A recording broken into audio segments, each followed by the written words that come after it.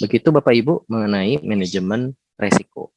Nah, sekarang kita masuk ke indikator 22 yaitu manajemen keamanan informasi. Nah, sekarang kita ini manajemen keamanan informasi. Nah, tadi kan kita di awal kita tahu ya Bapak Ibu ya, ada dua aspek, aspek manajemen dan juga aspek audit. Nah, di aspek manajemen ada manajemen keamanan informasi. Di aspek audit ada juga audit keamanan informasi atau audit keamanan TIK, gitu ya. Nah, itu jadi dua hal yang berbeda Bapak Ibu, tapi saling berkaitan. Nah, untuk yang di aspek manajemen SPBE, kita fokus ke manajemen SPBE dulu. Ya Bapak Ibu ya, kita fokus ke manajemen keamanan informasi. Nah, kita perlu lebih fokus kepada ruang lingkupnya nih Bapak Ibu ya. Nah, pertama-tama ini sama seperti indikator sebelumnya, harus tertuang di dalam peta rencana. Oke, itu yang pertama. Yang kedua, harus dilakukan sesuai pedoman manajemen keamanan informasi. Seperti itu. Manajemen keamanan informasi nanti pedomannya dari mana? Nah, pedoman manajemen keamanan informasi nanti kita lihat ya Bapak Ibu ya. Itu nanti seharusnya sudah yang menjadi penanggung jawabnya itu dari apa namanya kita lihat di sini dari BSSN itu sudah ada pedoman manajemen keamanan informasi Bapak Ibu. Nah, nanti di slide berikutnya kita bisa lihat. Nah, kemudian untuk manajemen risiko, tadi kan ada hasilnya tuh. Nah, hasil dari manajemen risiko, ini nanti menjadi dasar, Bapak Ibu, menjadi input bagi proses manajemen keamanan informasi di sini. Menjadi dasar pengendalian keamanan informasi. Jadi yang tadi tuh, 16 kategori, 7 area dampak, kemudian Bapak Ibu masukkan ke dalam formulir 2.1 sampai 4.0. Nah, hasilnya seperti apa? Nah, itu yang menjadi input untuk manajemen keamanan informasi. Baik, kemudian untuk prosesnya sendiri, proses manajemen informasi di sini ada penetapan ruang lingkup, penanggung jawab, dan seterusnya. Dan tentunya mungkin Bapak Ibu juga sudah sangat familiar mengenai prinsip-prinsip keamanan informasi, dimulai dari confidentiality, integrity, availability, dan seterusnya. Skala penerapannya, nah di sini juga cukup penting Bapak Ibu untuk manajemen informasi. Skala penerapannya di sini kita bisa melihat pada unit kerja yang bertanggung jawab terhadap data atau informasi vital. Nah, di sini kita coba untuk membatasi Bapak Ibu untuk agar tidak terlalu luas sehingga penerapan manajemen informasi ini dapat Bapak Ibu fokuskan pada data atau informasi vital. Seperti itu. Dan tentunya harus dilakukan konsultasi dengan lembaga pemerintahan di bidang keamanan siber. Nah, di sini ada beberapa referensi. Ya, salah satu yang penting itu adalah Perban BSSN 4 2021, Bapak Ibu, tentang manajemen keamanan informasi. Nah, nanti silakan Bapak Ibu merujuk kepada Perban BSSN 4 2021 ini. Nah, secara konsep umum, bagaimana nanti proses Bapak Ibu menerapkan manajemen informasi di dalam masing-masing IPPD-nya, itu bisa berdasarkan konsep ini ya Bapak Ibu ya, di mana prosesnya sih intinya manajemen itu ya plan, do, check, act, seperti itu ya, PDCA, plan, do, check, act. Nah, kemudian selain proses manajemen secara umum seperti itu, juga tentunya ada beberapa hal yang perlu Bapak Ibu tetapkan. Di antaranya dalam bentuk standar-standar, yaitu ada standar keamanan aplikasi dan juga standar keamanan infrastruktur. Jadi dibagi dua tuh Bapak Ibu, aplikasi dan juga infrastruktur. Seperti itu ya.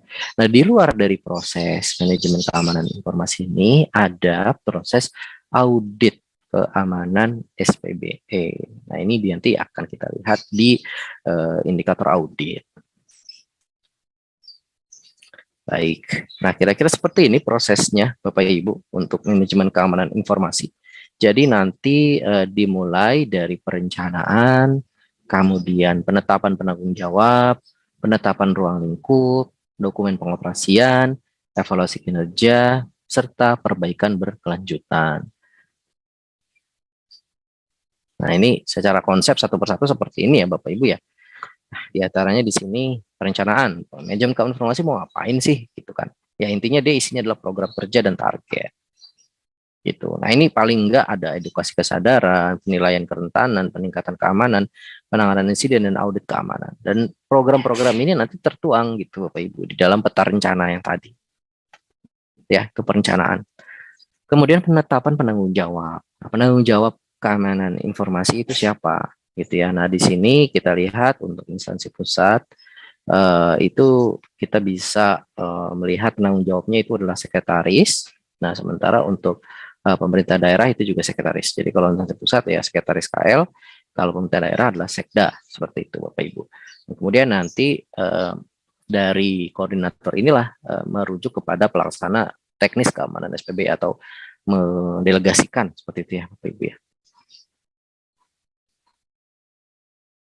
Ini ruang lingkupnya. Nah, ini diantaranya untuk ruang lingkupnya ada data, aplikasi, aset, kebijakan keamanan informasi, ya. Pengoperasian. Nah, ruang pengoperasian paling nggak mencakup SDM dan juga anggaran. Kan? Ini yang paling mendasar nih Bapak Ibu ya, SDM dan juga anggaran. Kemudian evaluasi kinerja. Nah, evaluasi kinerjanya paling sedikit 1 kali dalam 1 tahun. Ya, ini mirip-mirip dengan audit tapi berbeda sih, mirip-mirip aja Bapak Ibu.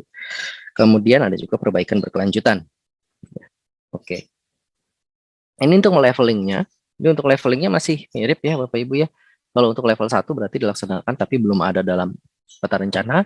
Kalau level 2 itu sudah ada di dalam peta rencana gitu ya. Kalau untuk level 3 sendiri artinya sudah ada di peta rencana dan sudah dilaksanakan sesuai dengan pedoman. Nah, pedomannya tadi ya, perban BSSN tadi ya Bapak Ibu ya. Seperti itu. Kemudian untuk level 4 sendiri, nah di sini apa namanya adanya strategi gitu ya, strategi keamanan informasi. Nah, yang telah disusun sesuai dengan resiko SPBE yang sebelumnya sudah didapatkan Bapak Ibu pada indikator manajemen resiko tadi. Gitu ya. Nah, ini salah satu contohnya untuk manajemen keamanan informasi.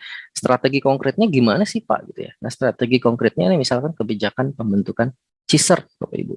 Pembentukan CISR, OSC. Nah, itu sudah dalam bentuk strategi keamanan informasi. Seperti itu. Baik, nah ini contoh peta rencana manajemen keamanan informasi. Ya mirip-mirip lah Bapak Ibu ya, mengenai peta rencana sendiri. Nanti bisa Bapak Ibu list gitu.